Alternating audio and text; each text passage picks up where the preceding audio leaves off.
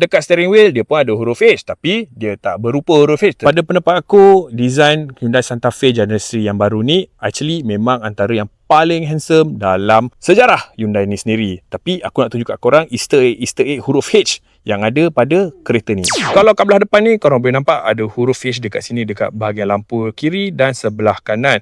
Selain daripada tu juga, kalau korang turun bawah sikit, dekat bahagian bumper ni, kalau kau tengok extender, kat situ ada huruf H juga yang melintang across number plate. Untuk di bahagian belakang Santa Fe, ini apa orang kata ialah a quiet taste. Tapi itu bukan masalah dia. Kita nak cari huruf H di mana kalau korang tengok dekat lampu belakang juga ada lampu H sebelah kiri dan sebelah kanan.